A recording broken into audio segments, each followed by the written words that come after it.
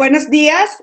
Hoy continuamos con las tertulias académicas que organiza la Escuela Judicial Electoral y tenemos el gusto que nos acompañe el profesor Francisco Javier Díaz Reborio, a quien presentaré con su trayectoria académica y profesional.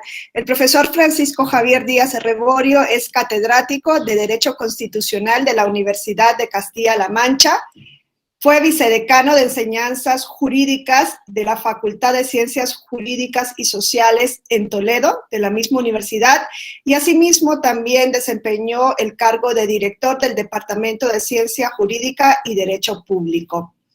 Ha sido vocal de la Junta Electoral de Castilla-La Mancha, consejero del Consejo Consultivo de dicha comunidad autónoma durante el periodo correspondiente entre el año 2012 y 2016. Es académico de la Real Academia de Jurisprudencia y Legislación. Ha sido Premio Nacional Nicolás Pérez Serrano. Es un honor que se otorga por haber realizado la mejor tesis doctoral en materia de ciencia política y derecho constitucional, y es doctor honoris causa y profesor honorario en diversas universidades iberoamericanas, así como abogado honorario en distintos colegios. Es autor de más de 100 publicaciones científicas en materia de derecho constitucional. Entre las más recientes tenemos Los fundamentos actuales para una teoría de la Constitución, Los mecanismos jurídicos de lucha contra la discriminación, aportaciones para la configuración del derecho antidiscriminatorio, y en coautoría también ha publicado una obra reciente muy interesante que habla sobre los derechos, interculturalidad, derechos de la naturaleza, paz, valores para un nuevo constitucionalismo, y el tema del cual nos va a hablar hoy se inscribe precisamente dentro de esta obra colectiva. Hoy nos habla sobre derechos humanos y derechos de la naturaleza, un tema bastante actual e interesante, más aún cuando él lo enfoca en la búsqueda del fundamento común para hablar sobre los derechos de la naturaleza. Más allá de todo ese currículum que he presentado, pues tengo el honor de que también haya sido mi director de tesis doctoral y por tanto mi maestro académico. Y pues siempre se lo voy a agradecer y es para mí un honor y un placer estar aquí presentándolo y moderando esta tertulia. Les comento que todas las preguntas y comentarios que vayan a hacer en esta presentación la pueden enviar a través de las redes sociales de la Escuela Judicial Electoral, a través de la página en Facebook o en Twitter a la dirección TEPJF-eje, y los alumnos y alumnas que nos acompañan en la plataforma lo pueden hacer aquí directamente en el chat. Y dicho esto, pues bienvenido, querido Javier. Gracias, muy buenos días en México, aquí ya buenas tardes en España. Por supuesto es un placer aceptar esta invitación y colaborar pues una vez más con una actividad de la Escuela Judicial Electoral, del Tribunal Electoral del Poder Judicial de la Federación de México, con quien tantos vínculos nos unen, por supuesto institucionales y académicos, con la Universidad de Castilla-La Mancha y en particular con el área de Derecho Constitucional, pero por supuesto también personales, ¿no? Con diversas personas que allí vienen trabajando, y quiero pues por supuesto agradecer a la directora de la escuela, Gabriela Rubalcaba, a Ramón Hernández, que siempre también participa y forma parte de la organización de este tipo de actividades, y desde luego pues muy especialmente a mi discípula, la doctora Wendy Jarquín Orozco, autora pues de tantas publicaciones y sobre todo de esa que siempre, aunque hoy no sea el tema, pues aprovecho para recomendar, sobre la naturaleza subjetiva del amparo, y que a mí me resulta muy útil y utilizo y cito con mucha frecuencia. Siempre la tengo aquí en mi mesa para referencias y para mis propios estudios. Bueno, pero hoy la temática tenía que ver con este tema de los derechos de la naturaleza, que yo he querido ofrecer porque es lo más reciente, digamos, ¿no? Entonces, de hecho, creo que es casi la primera conferencia que yo imparto sobre esta materia porque es fruto de una investigación y también de un proyecto docente que ha durado 3 años, que la doctora Jarquín conoce porque lo inició con nosotros en la Universidad de Castilla-La Mancha antes de que su nuevo y seguro más feliz destino la haya apartado de estas tierras de Don Quijote, y es un proyecto que ya ha culminado en realidad de formación por una maestría en esas materias, ¿no? Esas 3 materias: interculturalidad, las que se citan en ese libro, interculturalidad, derecho de la naturaleza y paz. Esto es un proyecto que se ha llevado a cabo entre 8 universidades, 4 europeas, 4 iberoamericanas, un proyecto Erasmus+, y en la parte de la docencia, pues consiste en la creación, que ya se ha iniciado en Ecuador, en concreto en la Universidad Andina Simón Bolívar, de una maestría sobre este tipo de cuestiones. Y en la parte de la investigación, pues obviamente hay diversos resultados a través de publicaciones, pero la más reciente es esta que hemos coordinado desde la Universidad de Castilla-La Mancha en la editorial Tirán lo Blanch, y que aborda estas 3 cuestiones. Pero de las 3 cuestiones, en la conferencia yo solo voy a hablar de una, que son los derechos de la naturaleza, aunque obviamente haremos alguna alusión a la idea de la interculturalidad, por supuesto, pero yo me centraré en esta, que es mi parte en la obra colectiva, digamos, ¿no? Es la parte que yo tengo escrita, publicada, pero como digo, pues en realidad no creo, todavía no habíamos empezado, aparte de las actividades docentes del propio proyecto, donde sí que obviamente hemos venido participando a lo largo de estos 3 años, pero no conferencias externas sobre esta materia. Yo la propuse y a la escuela, pues a la escuela judicial electoral, pues le pareció muy bien y me dijo que era muy atractivo y muy moderno y tal, lo cual pues me satisface, porque en realidad nosotros hemos conocido esta problemática sobre todo en países como Ecuador y Colombia, ¿no? Y entonces, bueno, pues por lo que veo, tal vez en México también ahora empieza a interesar o llamar la atención. Tengo que decir, y lo digo al principio,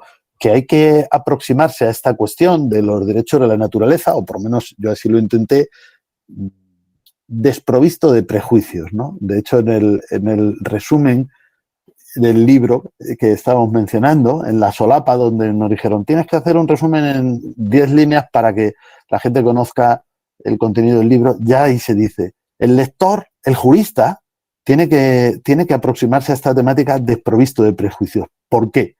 Pues porque, naturalmente, desde la perspectiva de la dogmática que nosotros conocemos, de la teoría de los derechos fundamentales, que no solo conocemos, que respetamos, en la que nos hemos formado, y creo que todos, porque prácticamente todos los juristas, me da igual en España que en México, bueno, forma parte de una cultura que naturalmente pues va a chirriar, si se me permite el término, no va a encajar fácilmente con la idea de derechos de la naturaleza, ¿no?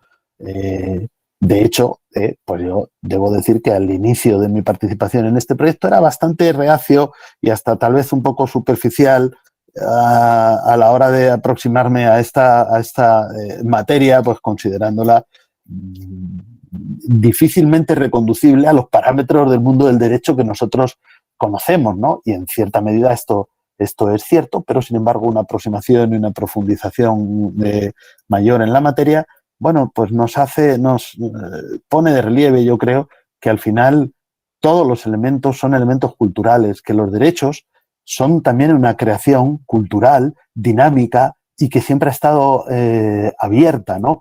No son, naturalmente, una lista de derechos fija, o el que crea esto, pues verdaderamente va a tener problemas a la hora de asumir esta idea de derechos de la naturaleza, ¿no? Una lista de derechos, como digo a veces, que pudiéramos leer escritos entre las estrellas solo mirando al cielo porque alguien los dictó y ahí están y son intangibles. No, más bien son... ahora vamos a ver cuál es el papel de la dignidad, que yo creo que la dignidad sí es un elemento que nace antes del mundo del derecho, pero a partir de ahí pues son una creación cultural de Occidente, libremente admitida hoy por prácticamente todos los estados del mundo, porque la Declaración Universal de Derechos Humanos, por ejemplo, ¿no? Pues es un texto que yo creo que viene prácticamente a unir a toda la humanidad. Nadie plantea objeciones a esos valores ni a esos derechos, pero eso no significa que no sean complementarios con otros, ¿no? Que ahora se recuperan, pero que son también profundísimos y que también tienen detrás una larguísima trayectoria cultural. Bueno, para hablar de todo esto, como esto dice, su nombre indica que es tertulia, pues supongo que en la tertulia tienen que hablar varios para que sea tertulia. Entonces yo hablaré un poquito, guiado por una presentación muy sencillita, solo para, sobre todo, entresacar algunas citas y algunas ideas básicas, y luego me voy a poner a disposición, por supuesto, de todos los presentes para que, si lo desean, pues planteen cualquier inquietud, cualquier curiosidad que puedan tener sobre esta temática. Me parece que ya estamos compartiendo, faltaría poner pantalla completa. Este es el título que ya ustedes conocen. Y voy a empezar con unas citas, sí, unas citas no comentadas, porque luego las vamos a comentar, que son 3. 2 citas, que son las que están en esta pantalla, que, como luego trataré de demostrar, vienen vinculadas a la idea de la dignidad. Uy, perdón, aquí. Una cita del libro del Génesis. Entonces dijo Dios: hagamos al hombre a nuestra imagen, conforme a nuestra semejanza, y señoree en los peces del mar, en las aves de los cielos, en las bestias, en toda la tierra y en todo animal que se arrastra sobre la tierra. Y creó Dios al hombre a su imagen, a imagen de Dios lo creó, varón y hembra los creó. Y luego esta cita de Immanuel Kant en Fundamentación de la Metafísica de las Costumbres, que se corresponde con lo que todos conocemos como el segundo imperativo categórico. Obra de tal modo que uses a la humanidad tanto en tu persona como en la persona de cualquier otro, siempre al mismo tiempo como fin y nunca simplemente como medio. Bueno, 2 citas, ahora rescataremos, por supuesto, el porqué de estas citas que tienen que ver con la dignidad. Y una tercera cita, que sería pues un antecedente remoto de nuestra reflexión de los derechos de la naturaleza, ¿no? Es una cita de una carta, que, bueno, no voy a profundizar en las distintas versiones que tiene este texto, pero en fin, es una carta que a mediados del siglo XIX escribe el jefe indio Seattle al presidente de los Estados Unidos de América, contestando a la oferta que el presidente de los Estados Unidos de América hace de comprar las tierras. Naturalmente, esta compra de las tierras de los indios, pues venía, digamos, a precio fijo y como oferta prácticamente imposible de rechazar, ¿no? Y como realmente así fue. Es decir, que los indios venden finalmente estas tierras, pero antes de responder, es una carta muy larga, esto es solo un pequeño extracto, antes de responder sobre si aceptaban esa oferta de venta de sus tierras, escriben una carta que desde luego está por muchos considerada como el antecedente, el primer documento ecologista, si queremos, ¿no?, de la historia. Estamos hablando de mediados del siglo XIX, ¿no? Y dice: ¿cómo se puede comprar o vender el cielo o el calor de la tierra? Esta idea nos parece extraña. Si no somos dueños de la frescura del aire ni del brillo del agua, ¿cómo podrán ustedes comprarlos? Cada pedazo de esta tierra es sagrado para mi pueblo. Cada aguja brillante del pino, cada grano de arena en las riberas de los ríos, cada gota de rocío entre las sombras de los bosques, cada claro en la arboleda y el zumbido de cada insecto son sagrados en la memoria y tradiciones de mi pueblo. Es un texto precioso, el texto sigue, como digo, es absolutamente precioso, y es un antecedente, ¿no?, que pone de relieve cómo en la cultura indígena, en las muy diversas culturas indígenas, ¿no?, y sobre todo del continente americano, esta idea siempre ha estado presente, ¿no? La idea de que la naturaleza no nos pertenece, sino que más bien al contrario, nosotros pertenecemos a ella.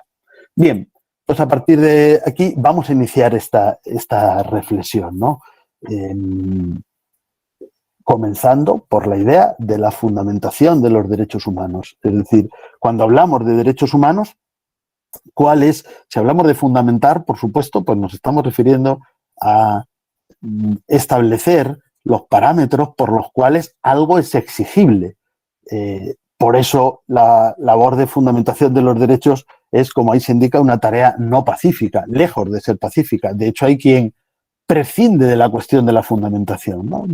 Curiosamente, cuando se habla de derechos fundamentales, que ya estaríamos hablando de una teoría, de una dogmática, vinculada al derecho constitucional y vinculada a la Constitución, como digo, cuando se habla de derechos fundamentales, suele dejarse de lado la idea de la fundamentación porque su fundamentación es el reconocimiento constitucional, es decir, todo aquello que está en la Constitución es un derecho fundamental y, por lo tanto,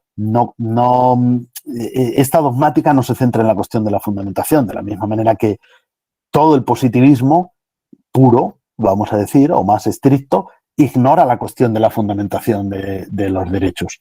No tiene sentido presentar o plantearse cuál es el fundamento de los derechos, cuáles son los motivos por los cuales estos son exigibles, si solo se cree en la fuerza del derecho. Es decir, pues los motivos por los cuales son exigibles son que el ordenamiento los reconoce. Pero si esto fuera todo, será muy difícil ofrecer algún tipo de argumento para rechazar aquellas situaciones en las cuales, que por desgracia han sido demasiado comunes en la historia, en las cuales los derechos son ignorados, son abolidos, son suprimidos.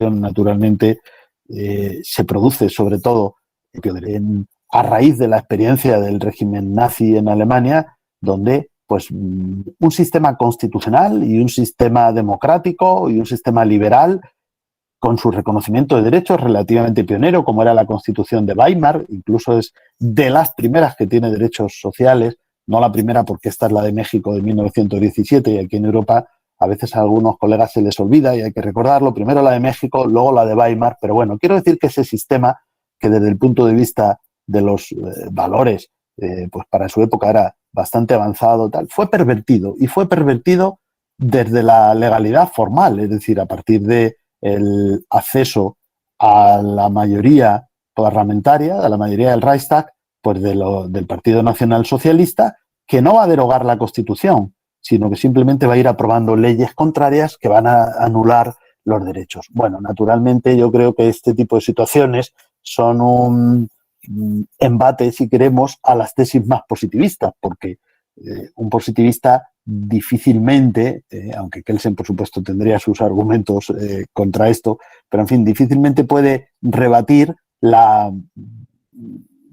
legalidad de todas aquellas situaciones que se producen pues dentro de la norma. Y cuando la norma ignora estos derechos, solo podemos exigirlos si podemos invocar un fundamento, es decir, si podemos invocar un motivo por el cual son exigibles. Por eso, después de la Segunda Guerra Mundial y con la Ley Fundamental de Bonn, que es la actual Constitución, ahora ya de la Alemania unificada, lo fue de la República Federal Alemana, vamos a encontrar por primera vez la proclamación de la dignidad, ¿no? de la dignidad expresamente en un texto constitucional. Como ahí indico, la dignidad yo creo que siempre ha estado presente en las declaraciones de derechos. Yo esto lo he afirmado siempre, ¿no? He sostenido que el fundamento de los derechos es la dignidad. Pero como digo, pues desde otras perspectivas esto se puede cuestionar. O incluso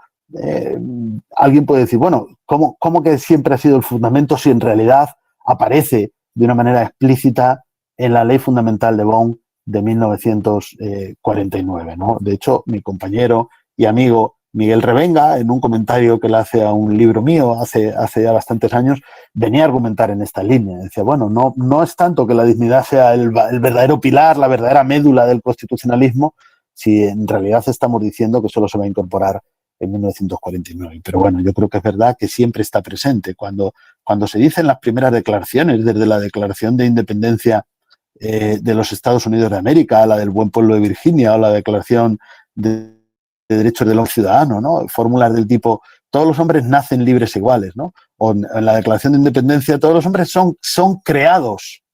Mantenemos como evidentes las siguientes verdades, ¿no? Que todos los hombres son creados libres e iguales. Es que esa es la idea de la dignidad, ¿no? Por eso he incorporado, ahora ya creo que lo pueden entender, esas citas que hablan de un fundamento previo al derecho, de la idea de la dignidad, y ese fundamento son ideas religiosas, filosóficas, políticas, donde la dignidad a lo largo de los siglos ha estado presente. Y en el justnaturalismo racionalista del siglo XVIII, que evidentemente es la base y es la fundamentación cultural de las primeras declaraciones de derechos, de las cuales van a derivar todas las demás, la de México, la de Argentina, la de Alemania, la de España, la Declaración Universal de Derechos Humanos, los pactos internacionales, todas al final derivan, evidentemente evolucionando, incorporando otros, pero derivan de aquello.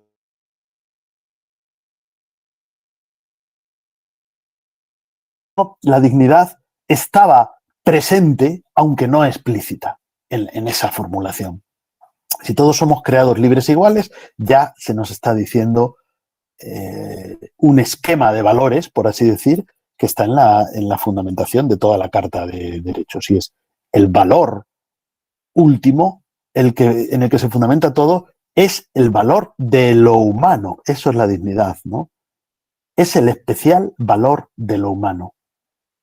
¿Y de dónde y qué valores derivan de este? Pues derivan la libertad y la igualdad. Por eso somos creados libres e iguales. Por cierto, esto solventa, o por lo menos ayuda a solventar la tensión, el conflicto que puede existir entre libertad e igualdad, que es evidente, ¿no?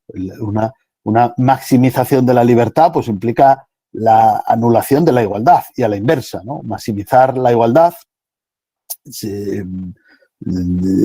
aniquila la idea de libertad. Y a lo largo de la historia, claro que hay corrientes que así lo han hecho. Una teoría o una visión, yo no voy a decir liberal, sino voy a decir ultraliberal, pues tiende, como se ha conocido a lo largo de la historia, a generar una mayor desigualdad y a despreocuparse por la igualdad.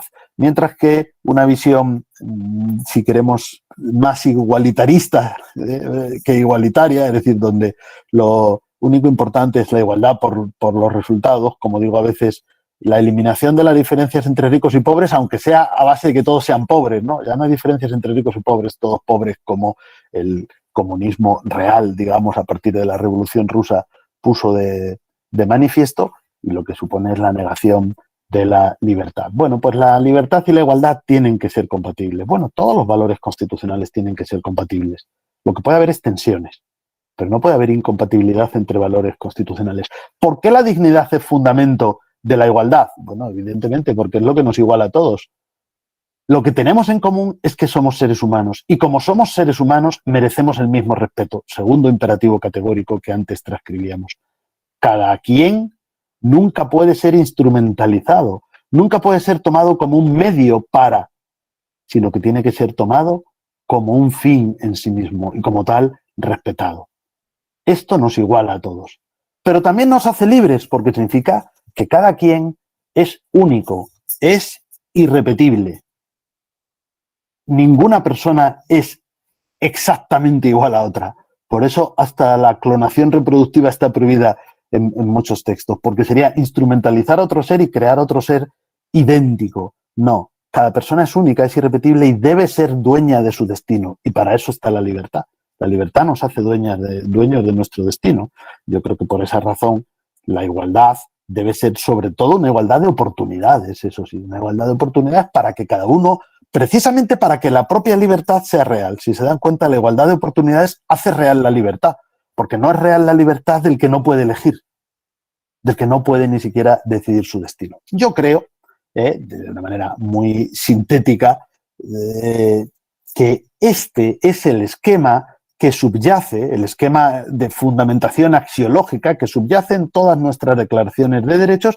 Por supuesto, el propio concepto de dignidad y el de libertad y el de igualdad han ido evolucionando, ¿no? Pero, repito, la idea, el esquema que subyace es este. La dignidad es el fundamento de todo, de la dignidad derivan la igualdad y la libertad, y luego de la igualdad derivan diversas manifestaciones de la igualdad, igualdad formal, igualdad ante la ley, igualdad material o real. De la libertad derivan los diversos derechos de libertad, ¿no? Libertad de expresión, libertad religiosa, libertad de manifestación, etcétera, etcétera. Y hay otros derechos, como por ejemplo el honor, los derechos de la personalidad, etcétera, que derivan directamente de la dignidad. Por eso es que la dignidad es el fundamento de todo. Claro que la dignidad, como fundamento de los derechos, sí plantea algunas cuestiones jurídicas, ¿no? Es decir, bueno, ¿qué valor tiene?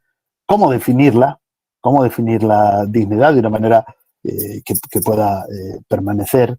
¿Cuáles son sus consecuencias jurídicas? ¿Es un derecho o es solo un valor?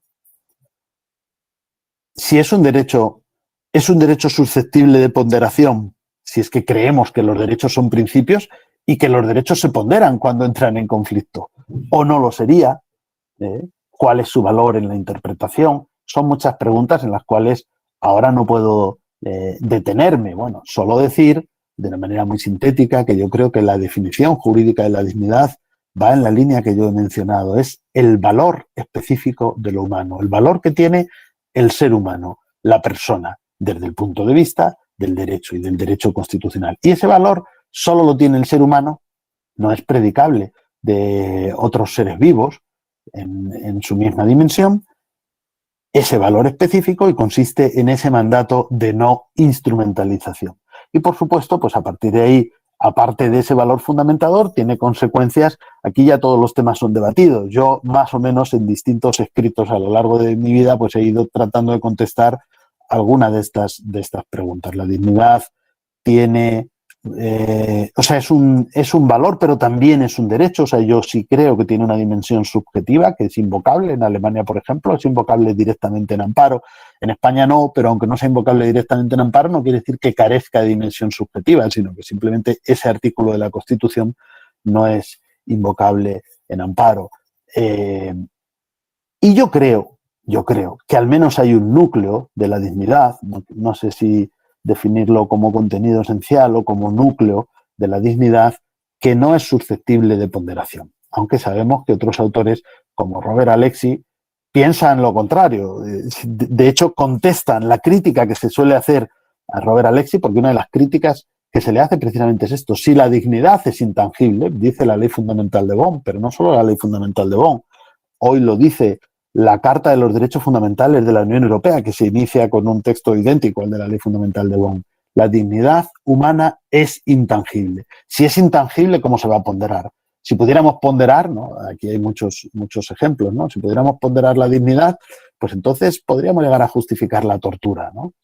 Yo siempre pongo el ejemplo: si tenemos a alguien detenido el 10 de septiembre del año 2001 y creemos, de acuerdo con la fórmula del peso de Robert Alexy, o mejor dicho, tenemos razones muy fundadas y muy sólidas para pensar que conoce los datos de un atentado que se va a cometer en las próximas horas o días y que conoce el lugar y conoce los detalles, una ponderación entre su integridad física y moral y la posibilidad de salvar, y una posibilidad, como digo, con una que podríamos llamar probabilidad, si imaginamos la situación, por supuesto es una hipótesis, de esta manera, pues terminaríamos por justificar la tortura, ¿no? Alexy, de hecho, en su escrito sobre el tema, dice, bueno, la dignidad se pondera porque todos los derechos se ponderan, pero viene a decir, en 69 de cada 70 conflictos, más o menos esta es la cifra,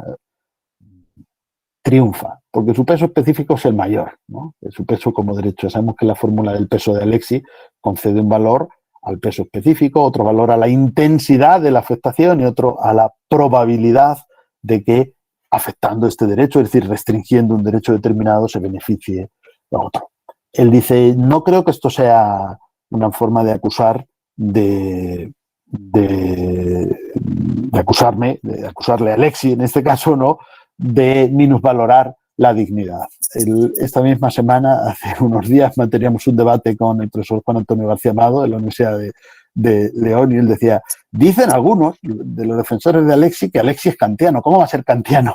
¿Cómo va a ser kantiano Alexy si pondera la dignidad, en definitiva, ¿no? Es decir, si somete la dignidad de la persona a una fórmula, como es la fórmula del peso, que finalmente puede hacer que la dignidad tenga que ceder frente a otros valores. Es verdad que si la dignidad se ponderase siempre, entonces todo el sistema de ponderación decae pierde sentido. ¿Por qué? Pues porque todo derecho está vinculado con la dignidad, como hemos dicho.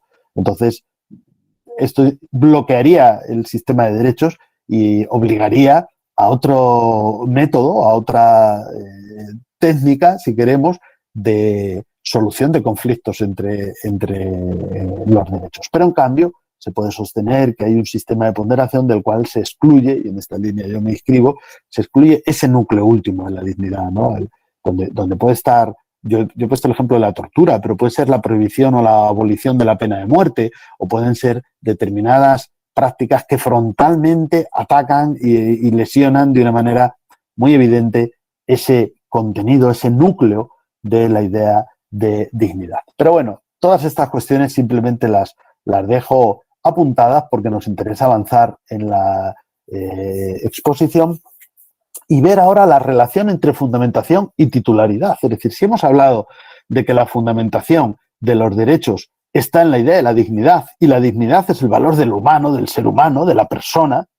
Ahora se dice mucho persona humana, pero yo cuando iba al colegio me decían, no, persona humana es pobreza del lenguaje porque es una tautología. Es un epíteto, en realidad, el adjetivo humano en el persona, porque no hay personas que no sean humanas, salvo para los creyentes las personas divinas, a lo mejor, ¿no? Pero bueno, es verdad que como ahora vamos a hablar también de titulares no humanos, pues algunos empiezan a utilizar la expresión personas no humanas, ¿no? Bueno, yo creo que los titulares no humanos es que no son personas, pero bueno, no entrar en esta idea. Si digo persona, es persona humana, obviamente, y creo que no es necesario destacarlo. Bueno, lo cierto es que la fundamentación, o sea, la dignidad como valor fundamentador, conduce a la idea de que la persona es el titular de los derechos. Parece evidente, si la dignidad es el valor específico de lo humano, la fundamentación de los derechos en ese valor conduce a que los derechos deben predicarse de seres humanos.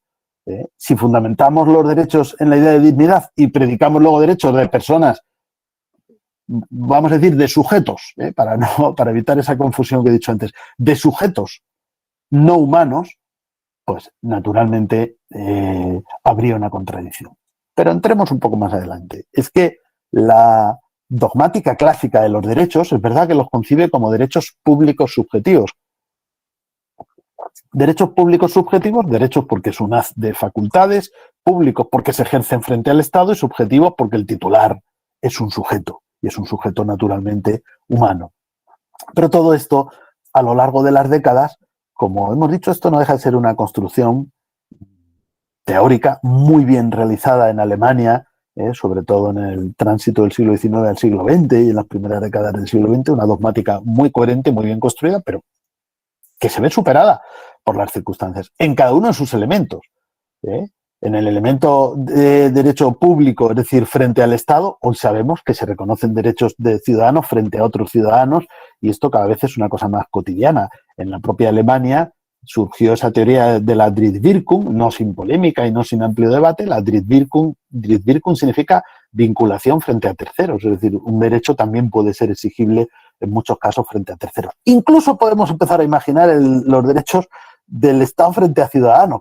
¿Cómo puede ser que el Estado? Bueno, pues no lo sé, pero entidades del Estado, aquí en Cataluña, por ejemplo, frente a sanciones que se impusieron al gobierno de Cataluña por exhibición durante la campaña electoral de símbolos que vulneraban la neutralidad de todo gobierno en una campaña electoral, argumentaron, claro que esto no ha sido reconocido así por los tribunales, pero en fin, argumentaron libertad de expresión. ¿Pero qué libertad de expresión tiene un presidente de una comunidad cuando habla como presidente de la comunidad? Es decir, es un órgano político, es un poder. Ahora hemos tenido hace no mucho a Donald Trump invocando su derecho de libertad de expresión frente a Twitter. Pues al final sería un ejemplo relativamente parecido. Bueno, con esto quiero decir que esa idea de que los derechos son del ciudadano frente al Estado ya hay que revisarla bastante. Pero también que los derechos tengan que tener un titular único. Desde luego, la idea del titular individual salta por los aires con la cuestión de las personas jurídicas y de la titularidad de los grupos o de determinados colectivos. No todos los derechos son derechos que se prediquen de las personas jurídicas, esto tampoco es una cuestión pacífica.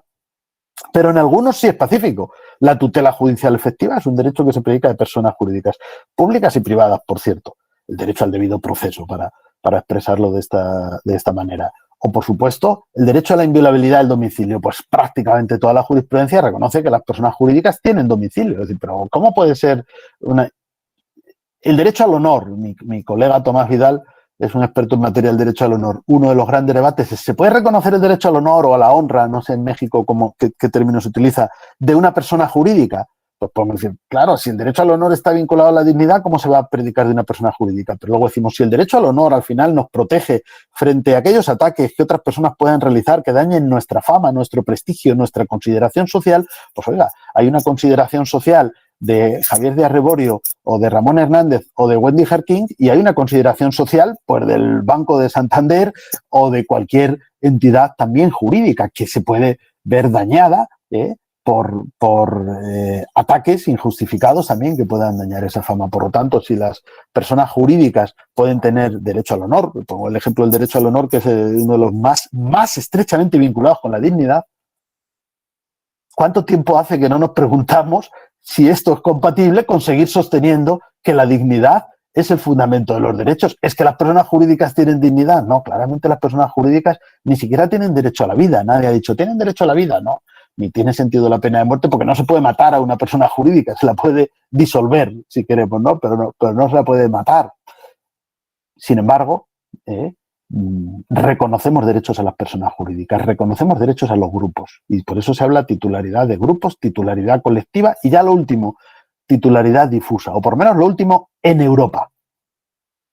Titularidad difusa. ¿Qué quiere decir titularidad difusa? Pues titularidad difusa quiere decir no ya algunos distinguen en la titularidad de grupo y la titularidad colectiva. En el grupo es un conjunto de personas determinado o determinable y la titularidad colectiva pues es un conjunto o una parte de la población de una manera definida de una manera más genérica, como pueden ser derechos de las personas mayores, como pueden ser derechos de la infancia, como pueden ser derechos de los indígenas, por ejemplo, ¿no?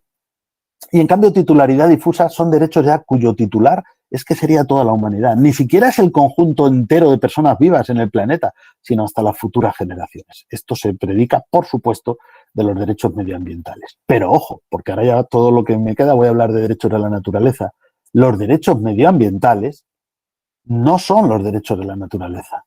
El titular del derecho al medio ambiente es humano, es la humanidad, si queremos. La humanidad es, repito, el conjunto de todos los seres, no solo de los vivos, pero sí es un colectivo, si queremos, definido esencialmente por su condición humana. Vista toda esta evolución, que además está perfectamente admitida en Europa, digo en Europa porque ahora vamos a ver cómo los derechos de la naturaleza nacen en Iberoamérica, ¿no? En Europa hemos llegado hasta aquí.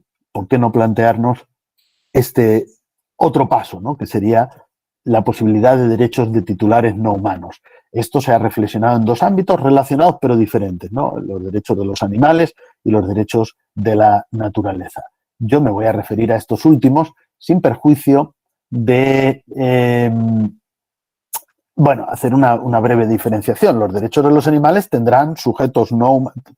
Los derechos de los animales, primero de todo, no están reconocidos constitucionalmente, sino que es un debate más bien filosófico y a veces, a través de la legislación, pues existen, por supuesto, diversas formas de protección, pero eso no quiere decir que sean derechos. También se protege, por supuesto, el medio ambiente y es distinto a los derechos de la naturaleza, o también se protege el patrimonio cultural y no decimos que la Catedral de México tenga derechos, sino que protegemos el patrimonio cultural o histórico-artístico, por ejemplo, ¿no? Entonces, estamos hablando de cuestiones diferentes. Cuando se habla de los derechos de los animales, que repito, es una teoría, serían verdaderos derechos de titulares no humanos, es decir, de los animales, de cada animal, igual que los derechos de la persona son de cada persona. En cambio, los derechos de la naturaleza se refieren a una idea mucho más general y es a la naturaleza como ente vivo, ¿no? La naturaleza son derechos que, por supuesto, la idea tiene un fundamento en la cultura indígena. aparecen por primera vez en la Constitución de Ecuador del año 2008. La Constitución de Bolivia del año 2009 no es tan explícita, pero sigue esa misma pauta, pero ha sido sobre todo, como digo, esa Constitución la que los ha proclamado abiertamente como derechos, diciendo que la naturaleza es titular de derechos y que, por supuesto, será cualquier persona, la que la naturaleza no puede actuar por sí misma, la que podrá instar la acción procesal. ¿Cuál es el origen de esto? Esto es una idea indigenista. De hecho, se dice naturaleza o Pachamama, lo cual tampoco es exacto. Es que decimos la naturaleza como traducción de Pachamama. No, porque Pachamama no es ni siquiera, aunque se ha traducido así derechos de la naturaleza, ni siquiera su correlación más exacta es naturaleza. Es más bien madre tierra, porque la Pachamama es el lugar que nos acoge, pero también es algo sagrado, como hemos leído en esa otra cita, aunque era de los Estados Unidos de América, pero como digo, es un elemento común en muchas culturas indígenas, ¿no? Es el valor sagrado de quien nos acoge, a quien se personifica y a quien se considera, por supuesto, un ente vivo. Algo que, repito, no es susceptible de apropiación, no nos pertenece, sino que nosotros pertenecemos a ella. Nosotros somos, en realidad, una especie más entre millones de seres vivos que pueblan este planeta. Ni siquiera somos la única especie humana. Sería muy arrogante decir que nosotros somos la única especie humana. No, nosotros pertenecemos al Homo sapiens sapiens, una especie inequívocamente humana. Pero también fue una especie humana los neandertales, lo que pasa es que se extinguieron. Ahora se han descubierto los restos de los denisovanos. Los denisovanos, que están en el territorio de la actual Rusia, se consideran especies inequívocamente humanas, es decir, humanas, pero distintas al Homo sapiens. Entre el Homo sapiens, es verdad, dicho esto de los neandertales, que siempre se ha considerado que se extinguieron misteriosamente y que no tenemos nada de neandertales porque por extrañas razones no se cruzaron con los cromañones, que eran los que convivían con ellos, con el Homo sapiens, en definitiva, ¿no?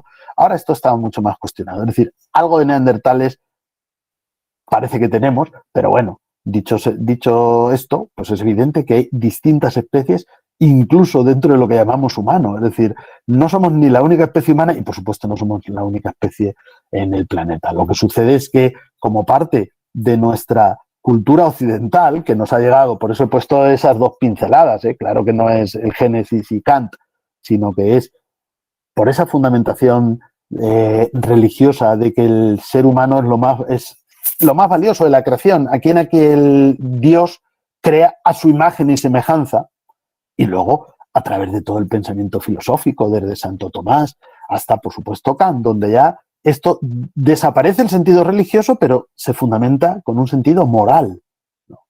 Pero no deja de ser un mandato que presupone la misma idea, y es el antropocentrismo, del que vamos a hablar ahora ya a continuación para ir terminando. El antropocentrismo, es decir, el centro de todo es el ser humano. Bien, por lo tanto, derechos de la naturaleza se inspira en esta cultura indigenista, pero ¿es solo una idea indigenista? Claro que no. Claro que no. Es una idea intercultural.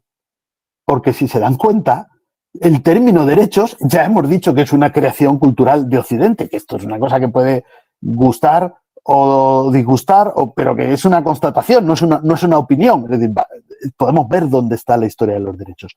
Es que la incorporación del término derechos de la naturaleza a la Constitución de Ecuador responde a la idea de decir, en una tabla de derechos, junto a los derechos humanos, incorporamos los derechos de la naturaleza. Por lo tanto, la propia expresión derechos de la naturaleza es profundamente híbrida, si queremos. Fíjense que digo intercultural, no multicultural, porque el concepto de la multiculturalidad empieza a estar superado.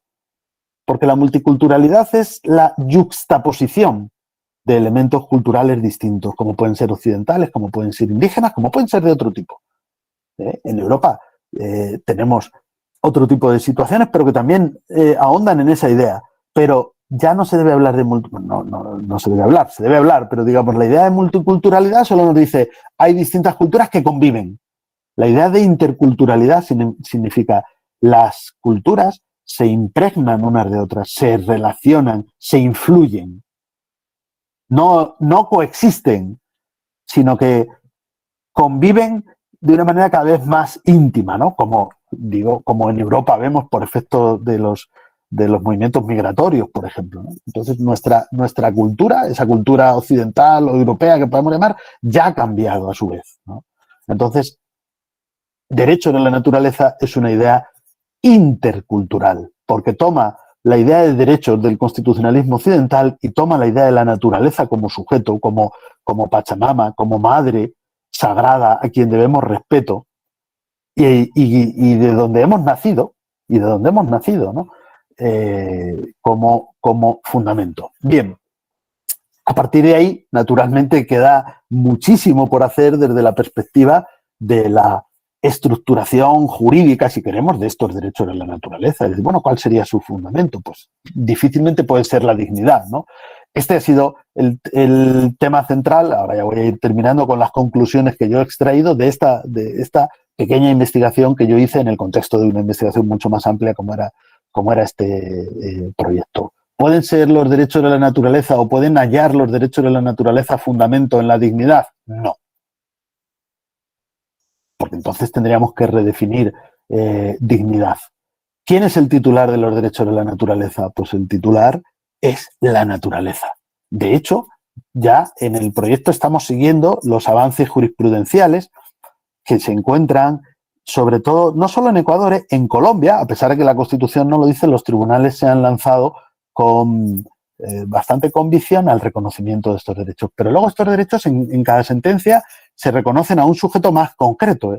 No es derecho de la naturaleza como idea abstracta, sino son los derechos del río Amazonas, son los derechos de este monte, son los derechos, es decir, son derechos de estos sujetos. Bueno, naturalmente, pues estamos hablando de derechos, como yo pongo ahí, derechos de otra naturaleza, ¿no? Parece un juego de palabras, pero tiene su significado. Es decir, los derechos de la naturaleza son derechos, pero son otro tipo de derechos. Tienen otra naturaleza, van a tener otra fundamentación, a la que ahora, por supuesto, me voy a referir. Pero también quiero añadir una cosa. Investigando a fondo, se advierte que los derechos de la naturaleza no rompen del todo con ese vínculo humano, ¿no? Ni tampoco los derechos de los animales, aunque este no es el tema de hoy. Primero, no rompen con el vínculo humano porque por la confesada idea de que derivan de la cultura indígena. Los indígenas son seres humanos. Por lo tanto, esto es obvio. Entonces, cuando se reconoce este elemento, se protege al monte, se protege el río, pero se protege la cultura indígena, ¿no? Por lo tanto, ahí hay un vínculo claro con lo humano. De la misma manera que cuando se protegen otros seres vivos, como los animales, no se protege a todos de una manera indiscriminada. Si tuviéramos que proteger a todos los seres vivos de una manera idéntica, indiscriminada, pues protegeríamos también a las bacterias, no quiero decir los virus o el COVID-19, entre otras cosas, porque todavía se debate si un virus es realmente un ser vivo o es una cadena ahí suelta, ¿no? de ARN. Bueno, pero lo cierto es que hay seres cuya protección es menor y otros a los que se protege más y casi siempre se protege más por el especial valor que tienen para los humanos. Es decir, protegemos más, pues a veces a los animales domésticos, por ejemplo, o protegemos más a otra serie de seres que tienen una relación más intensa con nosotros. ¿De acuerdo? Bien, esto quiere decir pues que estos derechos tienen su propio fundamento, pero vamos a ver si es posible que puedan converger, digamos, con los derechos humanos, ¿no? Bueno, aquí la pregunta sería, ¿habrá un fundamento común o directamente estamos hablando de elementos que no tienen nada que ver, ¿no? Yo creo que hay un fundamento común y voy a explicar cómo he llegado a esta conclusión y con esto pues prácticamente terminaré, ¿no? Bueno, primero la idea de si tiene la dignidad los pies de barro entre comillas, quiero decir que obviamente de toda la exposición anterior ya se ve primero que la dignidad humana tiene dificultades muy intensas para su definición, para su perfil, para actuar como fundamento de otros derechos que no sean derechos humanos y sobre todo en su eficacia jurídica, ¿no? En cuáles son los efectos. como ponía de manifiesto hace unos minutos, no es un problema solo de los derechos de la naturaleza, existe ya con las personas jurídicas y, sin embargo, no nos hemos detenido demasiado en ello. No digo que sea equiparable la idea de derechos de personas jurídicas a los derechos de la naturaleza, pero tienen un elemento común, no pueden estar fundamentados en la idea de dignidad. Los derechos de las personas jurídicas siempre se han considerado, no sé cómo expresarlo, como una especie de metáfora, ¿no? Como derechos por comparación, por analogía o algo así. Bueno, vamos a ver, una persona jurídica, como hemos dicho antes, no tiene dignidad, pero puede tener un domicilio, pero puede tener un prestigio, una imagen social, pero puede actuar ante los tribunales y por ahí reconocemos algunos derechos.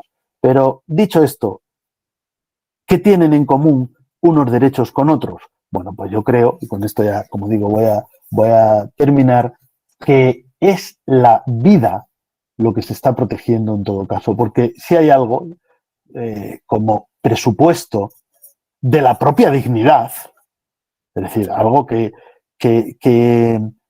está antes, por así decir, es la vida.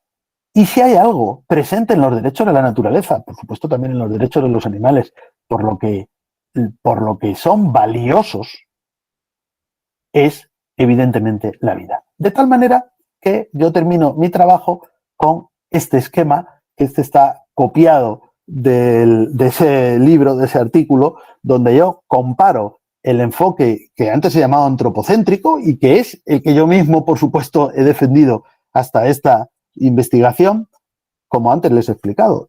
La dignidad es el fundamento, de la dignidad deriva la libertad y la igualdad como grandes valores de los cuales luego van a derivar los derechos humanos. Como parte de esos derechos humanos, destaco ahí el derecho al medio ambiente, decir, bueno, es que el derecho al medio ambiente es un derecho humano, pero no es que sea el más importante ni que tenga, sino que simplemente para contrastar con el otro cuadro, estoy poniendo ahí derecho al medio ambiente para ver que es un derecho que tiene el mismo fundamento de la dignidad, porque se predica de todo ser humano, de la humanidad, no de todo ser humano, sino de ese concepto que antes he definido como humanidad, derecho de titularidad difusa. Pero ¿qué sucede cuando incorporamos la idea de los derechos de la naturaleza? Pues que los derechos de la naturaleza no pueden derivar de la dignidad, pero sí pueden derivar de la vida, porque la naturaleza se protege porque se considera un ente vivo cuya vida, cuando se protege el río, se protege porque está vivo, porque es fuente de vida. Cuando se protege la naturaleza, se protege porque es fuente de vida. Y por lo tanto, el esquema que yo propongo ahora y que llamo biocéntrico, aquí hay que decir que algunos hablan de enfoque ecocéntrico, también en mi texto, dedico ahí una notita a distinguir si es que hay algún matiz entre ecocéntrico y biocéntrico. A mí me gusta más biocéntrico porque está claro, ¿no? Estoy diciendo que el centro es la vida. La vida. Y la vida sí la compartimos con cualquier otro ser vivo. La compartimos con los animales, la compartimos con la naturaleza concebida como ente o como ser vivo.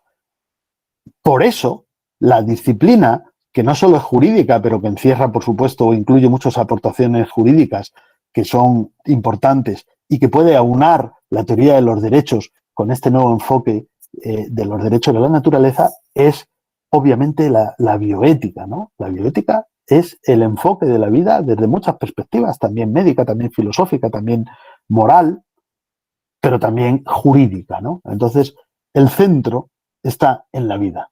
A partir de ahí, los humanos tenemos la dignidad, que es nuestro valor específico, porque lo creemos, no porque lo dijera Dios, ni porque esté en la Biblia, ni hoy no podemos naturalmente defender concepciones de ese tipo, pero sí creemos, o por lo menos esa moral kantiana de alguna manera todavía nos impregna y aceptamos como parámetro de nuestra cultura que los seres humanos tienen un valor específico. Dice Adela Cortina, que es autora de un libro muy interesante sobre los derechos de los animales, pero que tiene reflexiones aquí aplicables, ¿no? Se refiere a la dignidad de la persona y el valor de los animales, ¿no? Bueno, es que la dignidad es un valor específico, el nuestro, que no es extrapolable a otros animales.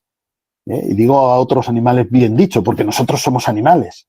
El ser humano es un animal, cuyas fronteras son difíciles de definir. Decimos animal racional, es evidente que otros animales pueden tener esta característica en mayor o menor medida, ¿no?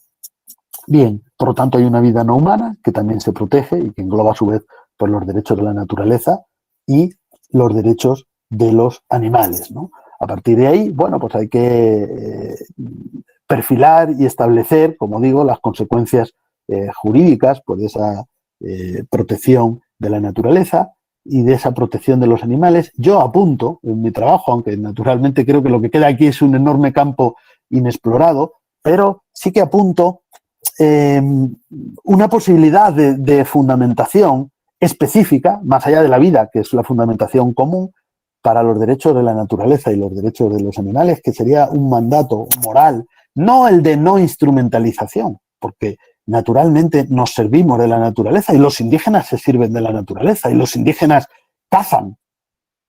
Y comemos animales y comemos otros seres vivos porque es necesario para nuestra supervivencia.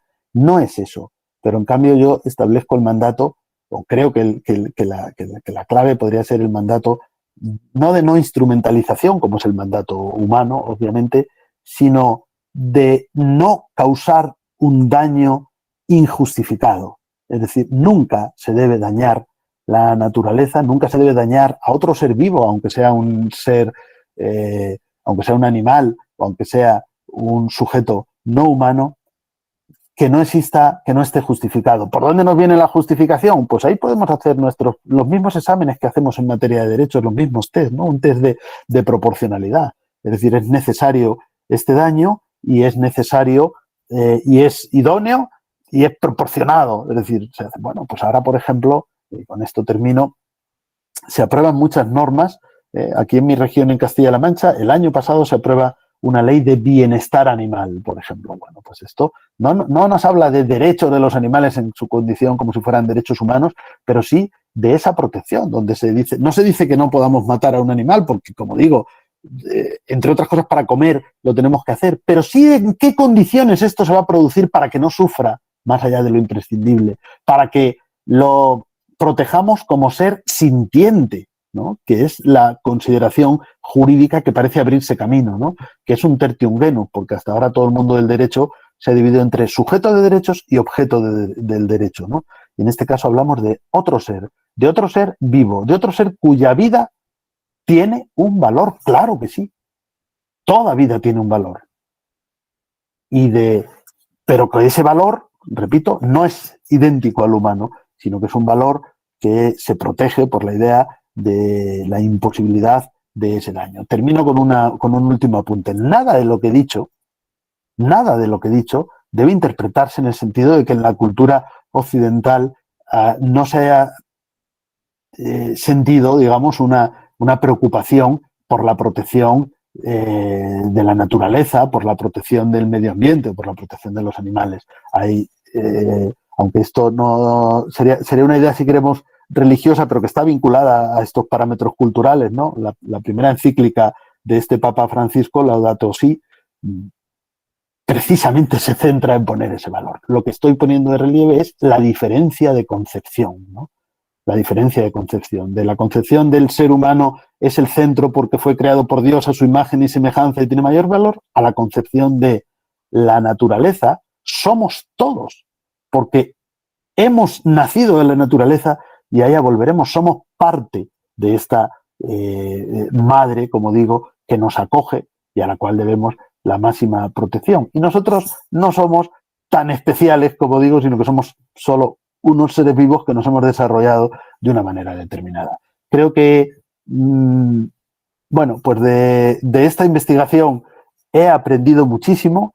Es una investigación que me ha cambiado, que ha cambiado mi forma de pensar y creo que nadie debe avergonzarse de ello, sino más bien pues reconocerlo.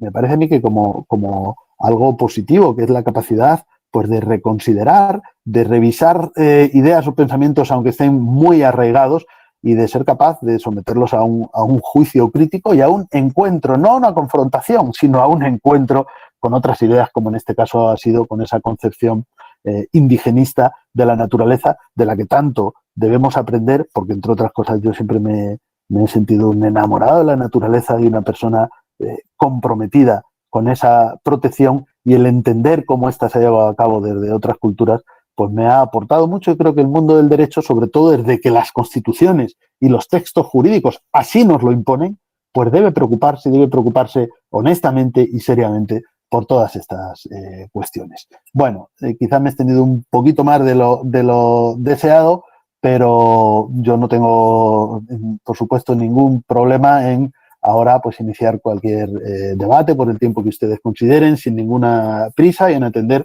cualquier inquietud, cualquier pregunta o cualquier reflexión que ustedes quieran aportar en este momento. Muchas gracias, Javier. Sumamente interesante tu participación. Yo siempre también tenía esa duda, ¿no?, de cómo fundamentar el reconocimiento de estos nuevos derechos, y pues nos queda claro en tu presentación, ¿no?, que la propuesta es ver la fundamentación desde una perspectiva ya no antropocéntrica, sino desde la perspectiva de la vida, y más allá de ello ver este nuevo concepto como con una idea de interculturalidad y de reconocimiento o reivindicación también a la cosmovisión indígena, que pues en América Latina este tema es de muchísima sensibilidad, pero creo que muchas veces no nos damos cuenta que lo que criticamos precisamente de la colonización o conquista española es también una parte de la dinámica que nosotros hemos venido imponiendo en estos siglos de querer occidentalizar o imponer nuestros propios valores para esta forma distinta, ¿no?, de ver la vida. Entonces, recoger el reconocimiento de derechos de la naturaleza desde la perspectiva de interculturalidad, pues a mí se me hace como una reivindicación, ¿no?, un respeto también a esta forma distinta de cosmovisión o de valores. Y bueno, dicho esto, voy a pasar, no sé si en el chat, bueno, las personas que están aquí en la plataforma quieran interactuar directamente, lo pueden hacer. Les invito a enviarme las preguntas directamente aquí al chat. Y de las redes sociales nos han llegado algunas preguntas con relación precisamente a los países que han reconocido o incorporado en sus normas estos derechos de la naturaleza. Tú en la exposición reconocías que Ecuador, ¿no?, en la Constitución ecuatoriana fue la primera en recoger expresamente estos derechos de la naturaleza, que Bolivia también lo hace posteriormente, aunque quizás no de una manera tan evidente, y no sé si en Colombia hay un reconocimiento, creo que dijiste que no, aunque lo ha hecho jurisprudencia. Sí, no, sí, la respuesta prácticamente la has dado tú, Wendy, o sea que no tengo mucho que añadir. Es verdad, en términos constitucionales explícitos es Ecuador, y además solo es Ecuador. Lo que pasa es que Bolivia, aunque no dice exactamente esa misma idea, pero sí que, o sea, de derechos de la naturaleza, sí hace una mención ya en términos diferentes a derechos del medio ambiente, ¿no? Yo ahí en el texto veo esas diferencias a nivel constitucional. Pero eso es a nivel constitucional, porque luego otras veces son los propios tribunales los que reconocen, por ejemplo en Colombia, que tiene una constitución de 1991, que por supuesto no menciona esto ni por asomo, pero los tribunales, desarrollando los propios principios y valores constitucionales, digamos que en Colombia sería un derecho de creación jurisprudencial, ¿no? Por lo tanto, y no solo en Colombia, en Argentina también creo que hay alguna sentencia, pero en fin, Colombia junto con Ecuador y junto con Bolivia son los que han alcanzado un mayor reconocimiento. Pero el rango del reconocimiento es diferente. El reconocimiento en rango constitucional solo es en Ecuador explícito, en Bolivia, si queremos, implícito, porque no usa el mismo término, pero alude a la misma idea, y estos son los únicos dos países que creo que lo tienen en el nivel constitucional. Luego, por creación jurisprudencial, sobre todo Colombia, porque la mayor parte de las sentencias que nos van llegando son de Colombia, o sea que incluso más, y algún otro país que lo va incorporando. No sé si en México esta problemática todavía ha llegado, digamos, al nivel de la jurisprudencia o de que algún juez se pronuncie, o todavía no, pero de lo que nosotros hemos, digamos, investigado, lo que hemos podido conocer, estos son los países. Esta sería la situación ahora mismo. Gracias, Javier. Yo tampoco tengo conocimiento si en México ha habido algún pronunciamiento en este sentido. Sí se han reconocido, pues, también los derechos de de titularidad difusa a partir de la reforma de 2011, pero pues bien explicaste es que no tiene que ver con los, o sea, que esta perspectiva ve a los derechos medioambientales con una titularidad del ser humano y no como una titularidad de la naturaleza. Sí se ha pronunciado, desde luego, la Suprema Corte sobre la dignidad, ¿no? Y sobre esa disputa que, como bien señalabas, ha existido en si es un valor o es un derecho o qué alcances pueda tener. Y pues aquí la Suprema Corte sí ha dejado explícitamente reconocido que además de tener ese contenido ético es un derecho fundamental. Y ha ido más allá, ha derivado de la dignidad derechos que no están reconocidos expresamente en la Constitución y como libre desarrollo de la personalidad. Y sí ha existido la disputa que tú comentabas sobre los derechos de las personas jurídicas o morales, ¿no? Que la Suprema Corte deja ahí, no entra en cuanto a la fundamentación, sí dice que se les reconocen derechos, pero no dice nada en cuanto a la fundamentación de lo mismo, de estos derechos, lo deja ahí sin desarrollar. Y ya luego en otra tesis sí como que trata de dar así una respuesta y dicen, pero no son derechos humanos, sino que son derechos fundamentales, como yéndose a esa vertiente positivista, ¿no? Y bueno, con relación a la dignidad, también nos preguntan aquí en las redes sociales, ¿qué impacto consideras que tiene la dignidad en el marco jurídico de los países y qué tienen que hacer para incorporarla en aquellos sistemas en los que no está reconocida de manera expresa? Sí, bueno, la primera parte yo creo que el impacto es muy notorio, ¿no? Porque sobre todo, como he dicho antes, a partir de la Ley Fundamental de Bonn existe una amplia doctrina y jurisprudencia y existe un reconocimiento que es verdad, no es tan extendido en términos explícitos, ¿no? Sí que, como he mencionado, aparece en la Ley Fundamental de Bonn, aparece en la Constitución Española de 1978, aparece en la Carta de los Derechos Fundamentales de la Unión Europea, lo cual ya para el ámbito europeo da cobertura, digamos, a todos los países, pero otros no, porque el tipo de valores, por ejemplo, en Francia todavía se dice la divisa de la República es libertad, igualdad, fraternidad. Entonces podemos decir, ¿dónde está la dignidad ahí? Pues estaría implícita, porque hemos dicho que es el fundamento de la libertad y la igualdad, pero no se elude a ese concepto. En Latinoamérica, por ejemplo, me consta que Colombia menciona la dignidad, Perú menciona la dignidad, hay varias constituciones que sí, pero otras quizás no. No me parece, claro, la segunda pregunta, ¿qué habría que hacer para incorporarlo? En términos explícitos, pues lo que hay que hacer es reformar la Constitución, claro, es la única manera de incorporar un valor que explícitamente no está. Pero no me parece tan preocupante en la medida en que deducir que la dignidad es el fundamento de todos los derechos por la vía argumentativa, a mí me parece bastante fácil. Es decir, cuando estamos hablando de la persona como sujeto titular de los derechos, cuando estamos hablando de la libertad y de la igualdad, como he explicado, la dignidad está ahí como presupuesto, si queremos, ¿no? Es verdad que las consecuencias jurídicas pueden ser diferentes porque cuando la dignidad se plasma, por ejemplo, en Alemania, se ha considerado como un derecho que autónomamente es susceptible de amparo y, por lo tanto, cualquier lesión de la dignidad que yo no pudiera vincular a ninguno de los demás derechos de la Ley Fundamental de Bonn, puedo acudir invocando directamente la dignidad. Mientras que cuando la dignidad está implícita, podríamos pensar, bueno, claro, es el presupuesto, pero no es un derecho que la Constitución esté amparando o reconociendo de una manera expresa para ser invocado, por ejemplo, a través de un amparo. Pero me parece que, digamos, para eso solo cabe la creación jurisprudencial, que bueno, creación entre comillas, porque yo creo que creación de algo que está ahí, ¿no? Que, como digo, está implícito y, por supuesto, la jurisprudencia no solo puede, sino que debe reconocer y extraer las consecuencias jurídicas, ¿no? Que procedan. Gracias, Javier. Nos pregunta aquí en la plataforma Enrique Martel. Bueno, hace alusión a que tú hablaste de que no se tiene que generar un daño de manera injustificada a la naturaleza. Entonces él se queda con la duda de en qué medida es permisible y justificable entonces el daño al entorno natural. O sea, si es una pregunta muy oportuna e incluso necesaria, aunque di un pequeño apunte más detrás de decir que no fuera injustificado, porque claro que el concepto de injustificado es un concepto jurídico, si queremos, indeterminado, abierto, y la pregunta es ¿qué daño es justificado o no? Bueno, yo apunté ahí que ahí podemos llevar a cabo un juicio de proporcionalidad.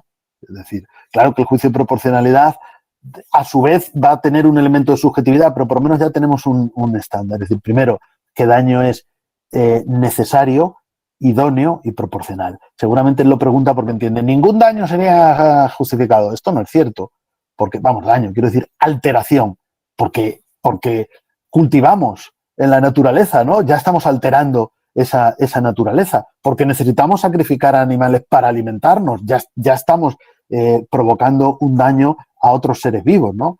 ¿Este daño es justificable? Pues vamos a ver si tiene En cambio, cuestiones que seguramente cualquiera puede considerar intrascendentes o irrelevantes, bueno, pues desde el punto de vista del análisis que yo propongo, deberíamos repensarlas, ¿no? Es decir, oiga, pues yo puedo matar caprichosamente a un ser vivo porque no me gusta, pues no, habrá que, yo como digo a veces, hasta las arañas las respeto si es que no me las voy a encontrar en mi cama donde me voy a acostar, ¿verdad? Porque, pero ya estoy ponderando de alguna manera, ¿no? Entonces, pero si están en la naturaleza o nos dicen cosas que, repito, pueden resultar intrascendentes, pero que una verdadera conciencia de la protección de la naturaleza y de los derechos de la naturaleza hace más relevantes, ¿no? Nos dicen un ratón, sobre todo personas que vivan en el campo, no lo caces ni lo mates porque le estás quitando el alimento a las aves rapaces, porque cazan ratones, viven de ratones. Entonces, si tú vives en un lugar, y yo no sé exactamente en México, pero aquí en España, desde que he aprendido a mirar al cielo, que es una actividad muy bonita, pues descubro que hay muchas aves, más de las que creemos, que nos sobrevuelan, que necesitan alimento. Entonces, pues tú, si le dejas el ratón, lo va a cazar el ave, ¿no? Así podemos poner muchos otros ejemplos. Es decir, aquel daño que carezca de toda justificación, es decir, el daño arbitrario, el daño caprichoso, debe estar excluido por un respeto a todos los demás seres vivos. ¿Qué daño tiene justificación? Pues como digo, no puedo responder a toda la casuística, pero sí creo que podemos hacer ese estándar. ¿Qué daño resulta necesario? Por eso aquí, aunque sea el mismo estándar de proporcionalidad, pero la gran diferencia es que no tendríamos a la dignidad como límite último en el sentido de no poder instrumentalizar. Claro que en la naturaleza nos servimos de ella y, repito, los indígenas se han servido de ella siempre. El problema es que en las culturas indígenas había un equilibrio más o menos natural. ¿Por qué? Porque cuando el ser humano caza pues de una manera, vamos a decir, equilibrada, con instrumentos, si queremos, artesanos, etcétera, pues no es lo mismo que cuando el ser humano caza con armas de una manera ilimitada, que puede generar grandes desequilibrios ecológicos. Aquí se han generado desequilibrios ecológicos, en fin, no quiero extenderme con ejemplos, pero quiero poner alguno para que ustedes entiendan que esto tiene mucha relevancia, ¿no? Hace muy poco fui conocedor del proyecto Quebrantahuesos, que consiste en recuperar un ave. El quebrantahuesos es un tipo de buitre. Pues vivía en los Picos de Europa, que es mi querida tierra del norte de España, allá en Asturias, y desapareció por los venenos que utilizan los ganaderos, porque al final se envenenaban las piezas que luego él iba a comer. Y ahora se está reintroduciendo. Bueno, pues porque a lo mejor se ocasionaron demasiados daños que no fueron necesarios. Y ahora, afortunadamente, en los últimos años se recupera esta conciencia. Se está recuperando el lince aquí en nuestra tierra castellana, por ejemplo, ¿no? O extremeña también. Se están recuperando especies que estuvieron al borde de la extinción, y estuvieron al borde de la extinción siempre, siempre, siempre por la acción humana. Por una acción humana de daño injustificado. Porque no es un problema de instrumentalización, sino es un problema de desproporción. Es decir, para proteger lo que el ser humano quisiera proteger, no reparaba en el daño que causaba. Y yo creo que ese es el tipo de análisis que ahora tenemos que hacer. Muchísimas gracias, Javier. Nos preguntan también en la plataforma, pues tu propuesta es este enfoque biocéntrico, ¿no? Ya no antropológico, para poder hacer esa inclusión, ¿no? En esta lista de derechos, bien dijiste, no es una lista taxativa, sino una evolución. Entonces nos preguntan que cómo fijaríamos entonces los límites y responsabilidades respecto de los daños del medio ambiente o el daño que se pueda causar a los animales también, como entes susceptibles de protección. ¿Quién sería el responsable en caso de una omisión, ¿no? De no respetar estos derechos? ¿Si sería el Estado o el individuo? que causó el daño y muy relacionado con eso también nos preguntan en las redes sociales, ¿qué opinas o qué opinión te merece el que se eleven las sanciones a personas que atenten o afecten a la naturaleza y a la biodiversidad? Bueno, primero hay que decir existen instrumentos suficientes, otra cosa es que se apliquen o no, para la tutela del medio natural. Y estos son instrumentos que no requieren la necesidad de configurar la naturaleza como titular de derechos. Lo digo dado que, por ejemplo, en México y tampoco en España no están constitucionalmente reconocidos los derechos de la naturaleza, pero eso no quiere decir que no se proteja la naturaleza o que no existan instrumentos. Son de tal manera que los derechos de la naturaleza, desde el punto de vista de la fundamentación y de la titularidad, como yo he tratado de exponer, son una auténtica revolución. Pero desde el punto de vista de los instrumentos que pueden conllevar de tutela, que es un tema que yo no he abordado en la exposición, pero me parece oportuno que se traiga a colación, en realidad los encontramos en nuestro derecho occidental clásico de una manera muy fácil, muy fácil. Por ejemplo, el Instituto de la Responsabilidad Patrimonial de la Administración. Y, por supuesto, las demandas civiles. Nuestro Código Civil, y supongo que en México habrá un precepto más o menos parecido, nos dice: el que cause daño a otro interviniendo culpa o negligencia está obligado a reparar el daño causado. Bueno, pues ese daño se puede causar. Antes se consideraba que el daño a un animal pues no tendría ese valor, salvo que el animal fuese propiedad de otro ser humano, y entonces es como el daño a una propiedad, digamos, ¿no? Como el que daña una casa o como el que daña una propiedad. Ahora podemos considerar que ese daño también se puede llevar a cabo a la propia naturaleza. No es necesario decir que la naturaleza sea sujeto de derechos, sino que ese daño medioambiental nos afecta a todos.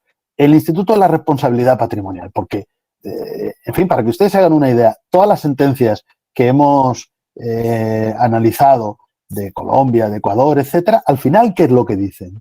Bueno, pues o bien prohíben una actuación de una empresa en el ámbito de la naturaleza que va a generar un daño desproporcionado, o bien obligan, si esto ya se ha llevado a cabo, a una indemnización. Bueno, pues esto cabe. Ahora, ¿cuándo va a ser un particular y cuándo va a ser el Estado? Esto es un tema muy interesante. En primer lugar, si el daño lo ha generado un particular, podemos acudir al particular, pero es verdad también que el Estado puede tener una responsabilidad. O sea, por ejemplo, imaginemos el caso de una empresa. Oiga, esta empresa que ha generado un daño medioambiental porque pues eso, normalmente los problemas que se encuentran son contaminación de ríos o daño. A lo mejor resulta que la empresa dice: mire, yo tengo todas mis licencias, yo pedí mi permiso, me dieron esta concesión, me permitieron llevar a cabo esta actividad y puedo hacer todo esto. Entonces, a lo mejor el responsable va a ser el Estado por haber dado esa licencia, ¿no?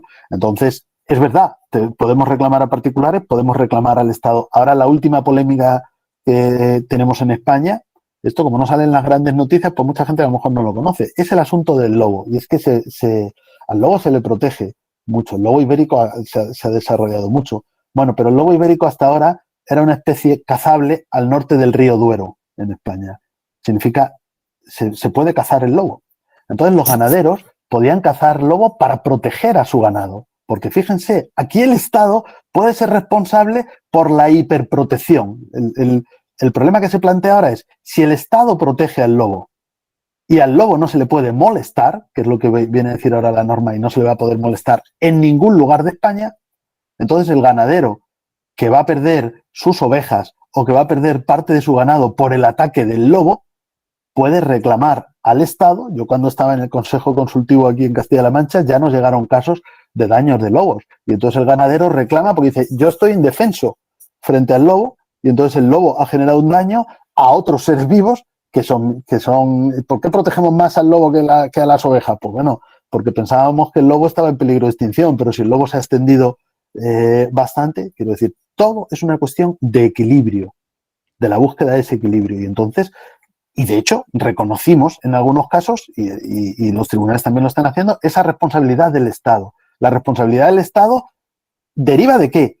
De su figura jurídica de protección del lobo. Es decir, el Estado ha decidido proteger al lobo y esa protección del lobo impide esa caza. Entonces, si el ganadero, lógicamente, tiene que demostrar, no es una cosa automática, no piensen, tiene que demostrar pues, que ha tomado medidas. Las medidas es tener cercado a su ganado por la noche y tenerlo protegido con mastines, que es el único animal que puede hacerle afrontarle cara al lobo. bueno, lo pongo de relieve para que vean que hay muchísimos ejemplos prácticos y que no es, desde el punto de vista de la fundamentación, claro que sí, es trascendental lo de la idea de los derechos de la naturaleza y es un cambio de paradigma y de concepción, pero desde el punto de vista práctico, ustedes pueden no tener los derechos de la naturaleza en la Constitución y, sin embargo, utilizar estos mecanismos para proteger en cada caso concreto pues a los seres vivos y a la naturaleza.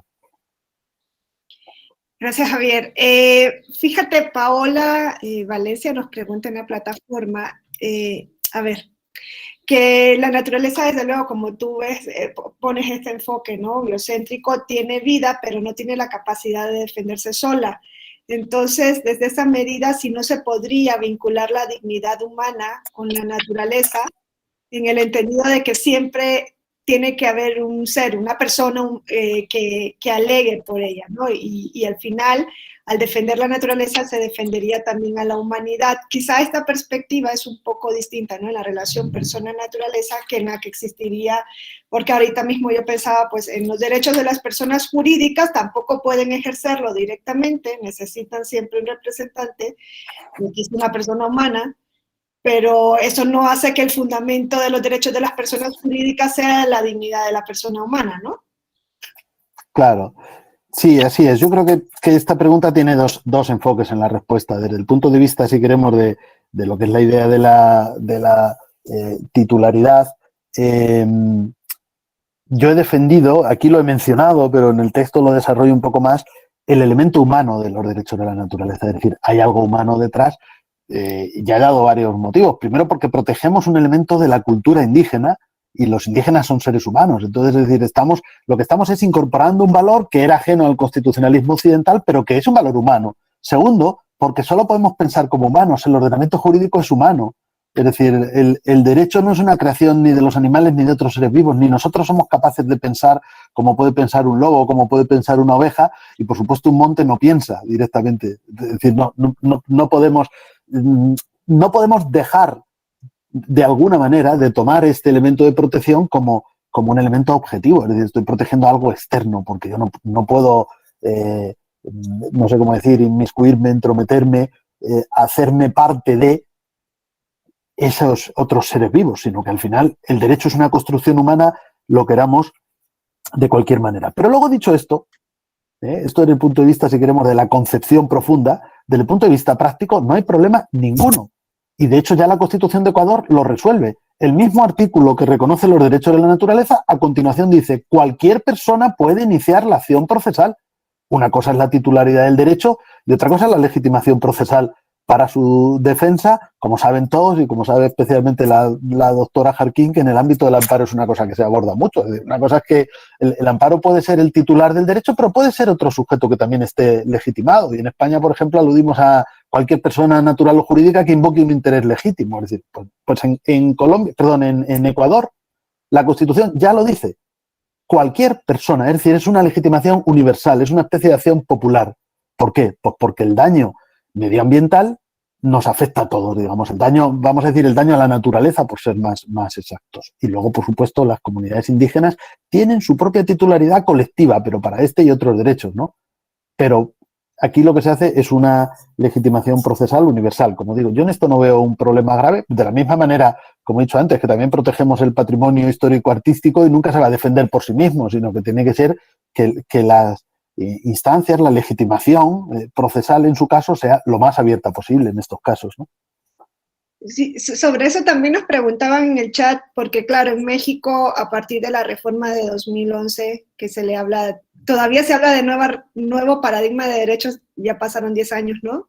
Se incorpora ese concepto de interés legítimo como fundamento de acciones colectivas y pues Jorge preguntaba algo muy procesal en México, no entro a eso porque pues es muy procesal del amparo, pero él lo que quería como indicar era si ese interés legítimo podía amparar, ¿no?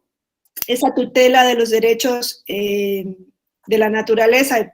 Yo entiendo que tú ya explicaste de que desde luego sí en cuanto a la legitimidad, ¿no? En cuanto a la titularidad difusa, pero el titular seguiría siendo la persona, ¿no? No la naturaleza. Claro.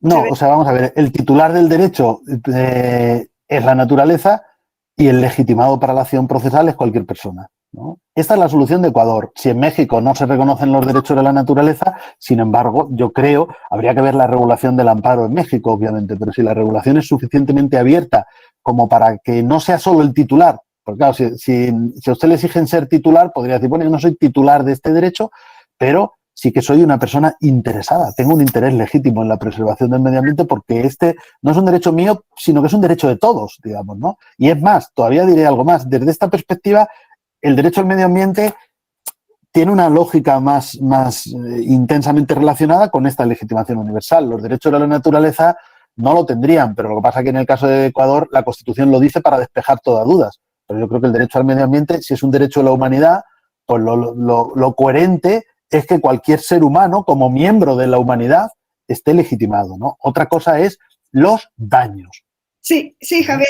La indemnización, digamos, donde entonces usted tiene que haber demostrado que usted ha sufrido un daño específico, ¿no? Claro, porque aquí en México se ve desde la perspectiva del derecho del medio ambiente, o sea, del derecho que tiene uno a un medio ambiente sano, pero no desde la perspectiva de la naturaleza como titular de derechos. Claro. Si hablamos de interés legítimo, seguiría siendo pues un derecho del individuo, como colectivo, a tener un medio ambiente sano, que es lo que tú ya habías dicho en tu participación, ¿no? Y como aquí, pues ya sabes que la división entre amparo directo e indirecto, sí.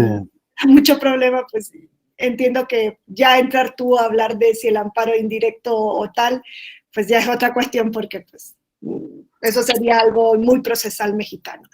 Yo no me atrevo, pero me atrevo a decir algo, Wendy. Sí. Yo creo que debe existir la vía, ¿no? Es decir, Sí. debe existir la vía para que alguien pueda fundamentar que es una persona interesada en esa tutela, ¿no? Pero ya, claro, en el detalle del amparo de México todavía necesito algunas lecciones todavía antes de pronunciarme. Sí, la vía existe, pero pues querían así como si podías entrar a dilucidar sobre esa vía y desde luego es muy procesal, ¿no? E incluso yo ya que tengo unos años y que en la tesis lo trabajé, pues de sí mismo y a cualquiera, pues a cualquier extranjero sí le da un poco de resquemor. Bueno, también nos preguntan desde la propia Escuela Judicial, el profesor Juan Abelardo, ¿qué alcance y reconocimiento tiene el hablar de fundamento de derecho natural como aval de los derechos fundamentales? ¿De derecho natural?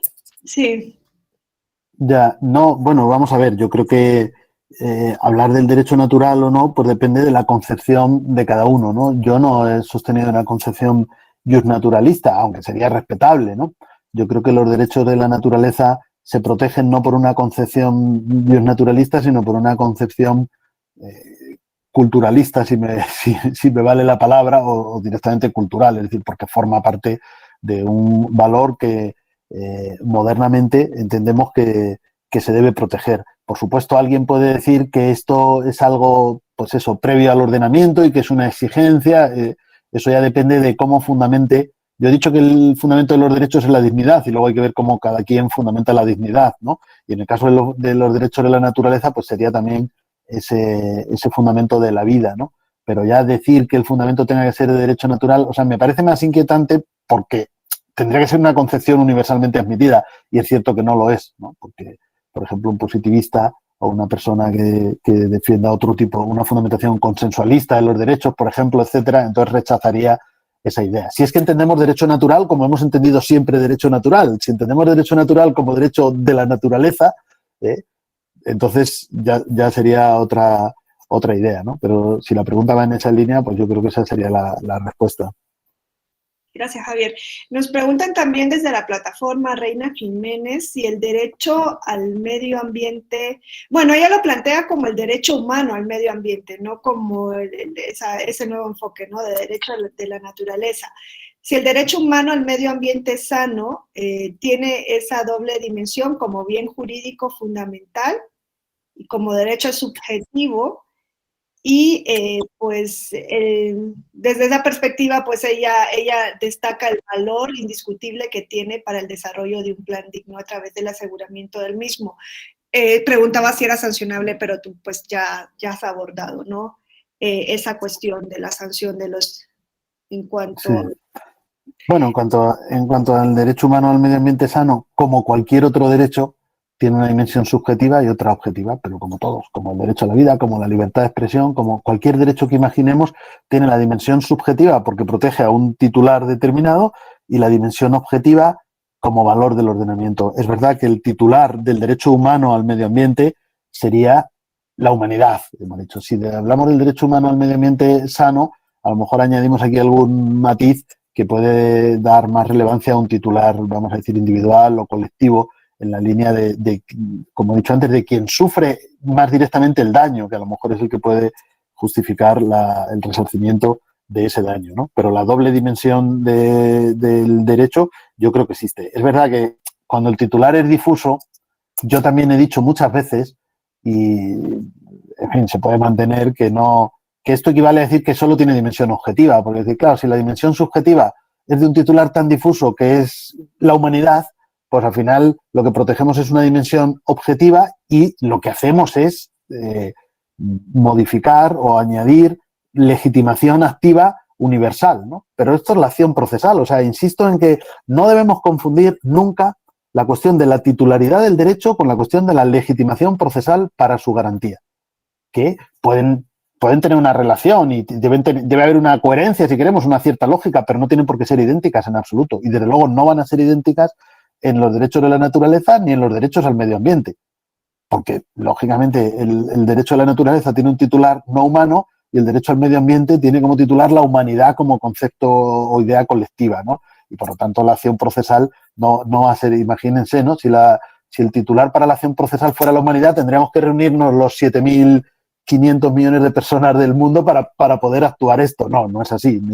Y además la humanidad ni siquiera es exactamente ese concepto, como explicaba antes, porque también protege a futuras generaciones. No, la acción procesal, lo que se suele hacer en estos casos es abrirla al máximo, entendiendo que cualquier persona va a tener ese interés en instar esa acción, ¿no?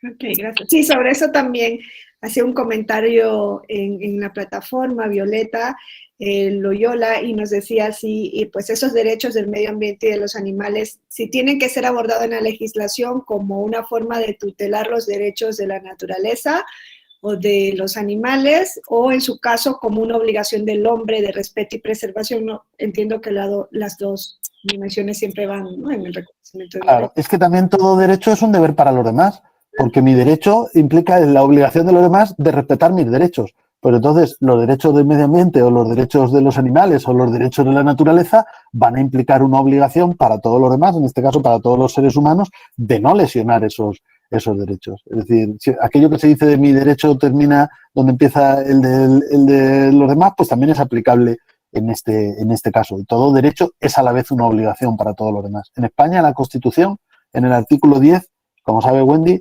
nos habla del respeto a la ley y a los derechos de los demás, como fundamento de todo el orden político. Es decir, respetar los derechos de los demás es una obligación para todos. Lo que pasa es que en esto de los derechos de la naturaleza, yo también he descubierto que nos gusta mucho hablar de derechos. Y si no hablamos de derechos nos parece como que vale menos. Ya, pero todo derecho también es un deber. Porque el derecho para mí es un deber para los demás de respeto. Entonces, cada vez que proclamamos un derecho, estamos proclamando también obligaciones, ¿no? Así es. Y otra pregunta muy interesante es, ¿qué relación tiene el derecho de la naturaleza con la Agenda 2030 de la ONU?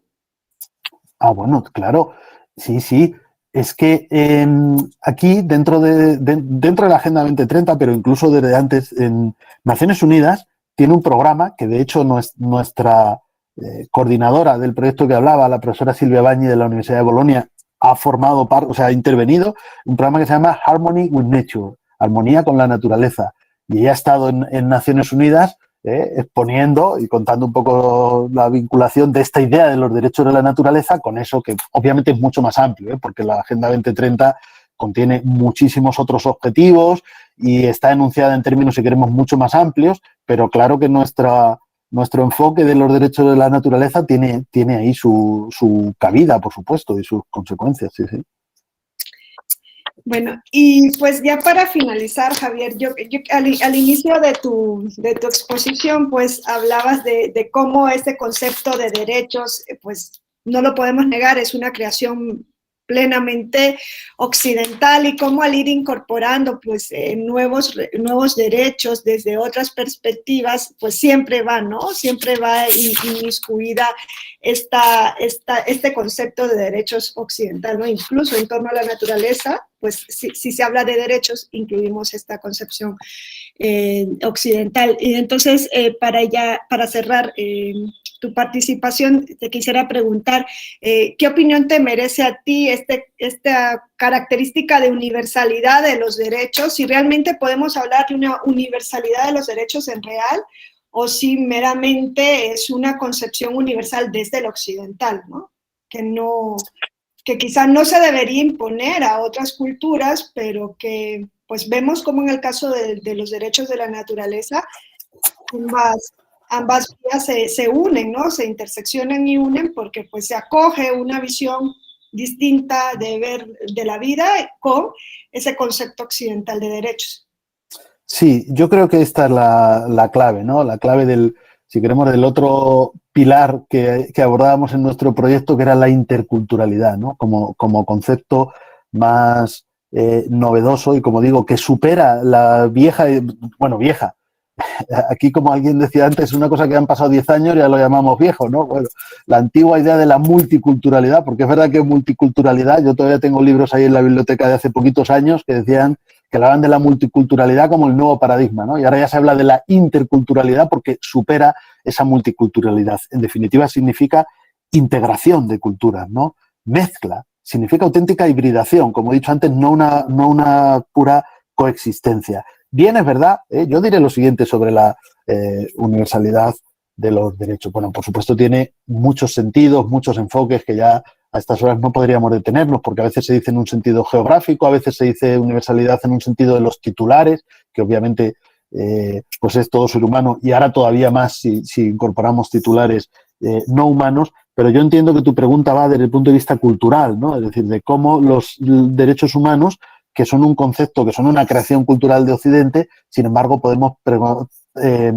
predicar que son universales. Como yo no soy un naturalista y he dicho que es un producto cultural, me limito a constatar, como he dicho antes, que voluntariamente, que yo sepa, que voluntariamente todos los estados y todas las distintas culturas han incorporado el término. Y vemos cómo constituciones, pues no sé, de la India, de cualquier país con parámetros culturales muy diferentes lo incorporan. Y en el caso de Ecuador, diré lo siguiente, es que podían haber dicho protegemos la Pachamama como elemento indígena, pero no dicen protegemos la Pachamama, sino dicen la Pachamama tiene derechos.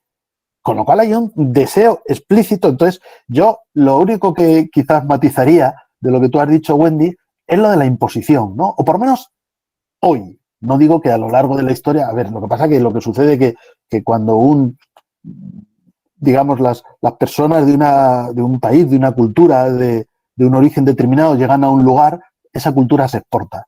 De la misma manera que nuestra cultura, como tú muy bien sabes, ¿no?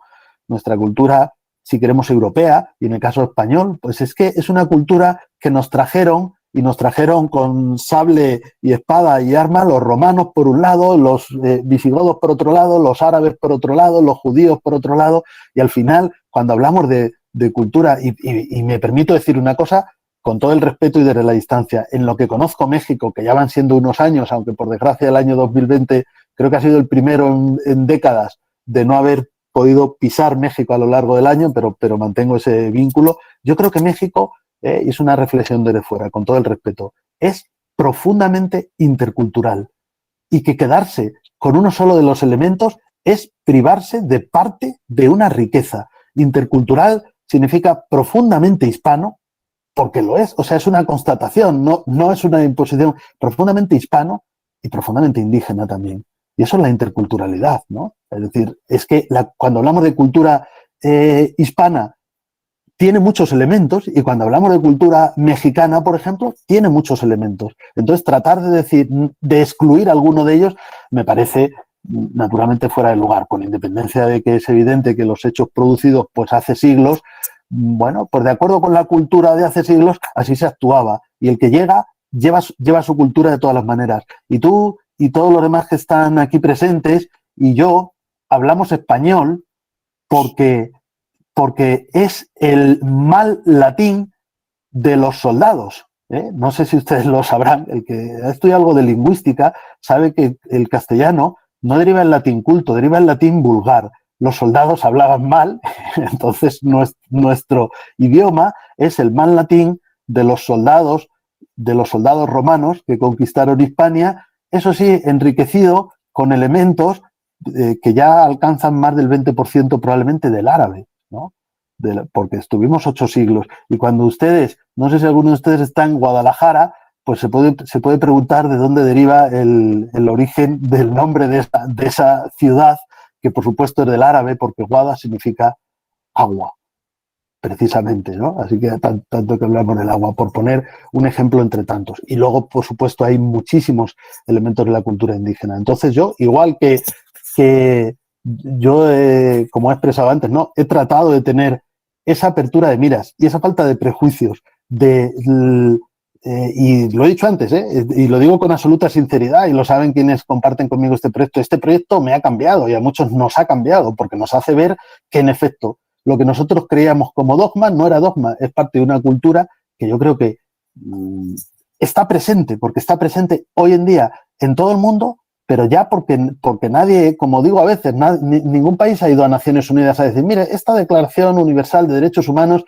yo no la quiero porque me resulta ajena, porque es una imposición cultural. No, es decir, todo el mundo ha aceptado este parámetro, y lo que pasa es que no es único, no debe pretender ser exclusivo, tampoco debe pretender que la universalidad sea un presupuesto. Wendy, es que yo no creo que la universalidad es un presupuesto, yo creo que la universalidad es una consecuencia de que hoy libremente, pues prácticamente, claro que puede haber excepciones, pero prácticamente pues todos los estados del planeta aceptan estos parámetros, ¿no? Entonces, bueno, por ahí iría esa línea de reflexión. Claro que, por supuesto, existen, como sabemos, ¿no? Que hemos aprendido mucho también sobre las culturas indígenas en este proyecto, pues incluso tribus no contactadas y tribus a los cuales todo esto pues les resulta ajeno y a las cuales no se les debe imponer. Eso por supuesto, pero también hay muchos problemas de la cultura indígena en términos de, como yo decía antes, ¿no? Los que dicen, no, ahora yo quiero armas de fuego para cazar y tal. Bueno, es que esa armonía con la naturaleza que se había producido de una manera más o menos espontánea y que las culturas indígenas supieron llevar muy bien, precisamente se puede alterar cuando llegan allí pues elementos de la cultura occidental, pero no precisamente los derechos humanos, sino pues a lo mejor las botellas de Coca-Cola de plástico, ¿no? Porque, como yo siempre digo, no debes llevar una botella de plástico si no llevas también la manera de cómo esto se recicla. Por ejemplo, esto es conciencia medioambiental y esto es protección de la naturaleza. Y normalmente esto no lo lleva alguien porque lo quiere imponer, ¿eh? Naturalmente lo lleva alguien atendiendo a una demanda. Claro que alguien me dirá, bueno, es que toda oferta genera su propia demanda. ¿Por qué alguien quiere consumir Coca-Cola? Lo pongo como ejemplo anecdótico, si queremos, pero emblemático también. ¿Porque alguien lo lleva o alguien lo lleva porque alguien lo pide? Bueno, yo ya no tengo respuesta a eso, ¿no? Lo que sí es cierto es que yo creo que hay que preservar los elementos de cada cultura, pero no hay que pensar que ninguna de las culturas sean estáticas o sean intangibles, sino que todas las culturas de las que podemos imaginar se han ido formando, son dinámicas, han ido evolucionando a lo largo de la historia, han ido incorporando valores de otras culturas en la medida en que han entrado en contacto, y eso es que no es malo, yo creo, ¿no? Sino que más bien debe ser positivo si se hace bien. Y yo creo que, bueno, pues deduzco que esta temática genera cierto interés en México, lo cual pues me parece muy, muy positivo, porque creo que es un país, como he dicho antes, que por sus propias características culturales este tipo de temas los tienen que sentir como propios de alguna manera, ¿no? Sí, desde luego. Y pues tanto es así que el tema es tan importante aquí en México que pues decirles que este libro, que es esta coordinación colectiva que se ha trabajado a través de este proyecto de investigación que el profesor ya había mencionado, Interculturalidad, Derechos de la Naturaleza, Paz, Valores para un Nuevo Constitucionalismo, ya está publicado, es por Tirant lo Blanc, ¿no? Sí, en la editorial Tirant lo Blanc. Y pues es interesantísimo porque aborda todas estas cuestiones que el profesor, pues él se ha dedicado a mencionar sobre los derechos de la naturaleza, pero también sobre derechos de los animales, interculturalidad, todos estos temas que en México son de mucha trascendencia. Asimismo también hacer pues un poco de anuncio, ¿no? del título de especialista en justicia constitucional, que año con año se celebra en Toledo, en España, por el área de Derecho Constitucional, pero que ahora por cuestión de pandemia se está llevando también bajo la modalidad online. Así es. Es en julio, ¿no? De este año, sí. No sé si la convocatoria está abierta. Desde luego que sí. Empieza el 28 de junio y la convocatoria está abierta en nuestra web. Ya se pueden inscribir si lo desean en derechoconstitucionaltoledo.com. Ahí en el apartado de programas está este y todos los demás programas, y este tiene la inscripción abierta en este momento. Que te da acceso a un título de especialista por parte de la Universidad de Castilla-La Mancha. Yo las invito, si tienen la oportunidad de participar, no se van a arrepentir, y desde luego ya cuando se pueda... Si me permite, lo copio en el chat, el enlace, por si a alguien le interesa. ¿Es posible? Ajá, sí, desde luego, porque así pues pueden tener conocimiento también del programa, que son 3 semanas, puede cursarse desde la especialidad meramente online. Para aquellos que quieran viajar y conocer Toledo, que no se van a arrepentir nunca de conocer esa hermosa ciudad, que es la ciudad de las 3 culturas también. También está la modalidad semipresencial de 2 semanas online y la última semana presencial en Toledo. Pueden seguir ambas modalidades y pues si pueden, revisen el material. Me imagino que les va a ser de muchísima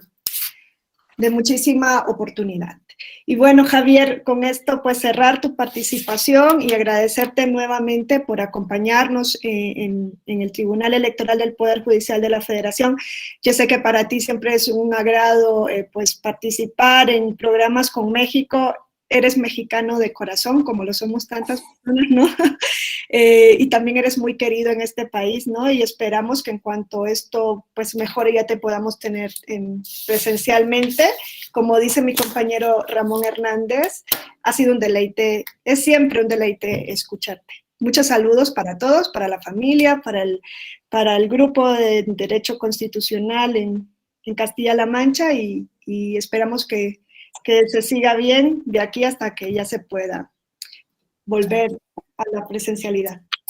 Pues muchas gracias, Wendy, gracias, doctor Ramón Hernández, y gracias a todos los que han intervenido. Como muy bien ha dicho Wendy, siempre es un placer, primero, estar, aunque sea virtualmente, en México. Si tengo ahora un tequila, me lo tomo en casa para que la sesión termine como terminaría quizás si estuviera allá. Y bueno, pues ahí estamos a la espera. Como tenemos algún programa en marcha con el Tribunal Electoral, con la idea de que cuando la situación lo permita, pase de ser online a tener alguna sesión presencial, o aunque sea para la entrega de los títulos, pues espero que próximamente pueda estar físicamente en México, que es algo que siempre deseo, y especialmente en las actividades del Tribunal Electoral y de su Escuela Judicial Electoral, con quienes desde hace tantos años pues ya nos sentimos tan próximos y tan vinculados. Y para todos, pues por supuesto quedo a su disposición para cualquier cuestión que puedan necesitar de mí, y espero que pues la ponencia y el debate posterior, que creo que me ha gustado que haya habido bastantes intervenciones, pues haya sido de su interés. Y si quieren profundizar en estos temas, pues ya les hemos dado alguna bibliografía que poco a poco pues se van publicando también investigaciones y reflexiones en la materia. Muchísimas gracias a todos y a todas. Muchas gracias, y si podemos, por favor, abrir el micrófono y darle un aplauso a nuestro ponente. Felicidades. Muchas gracias, doctor.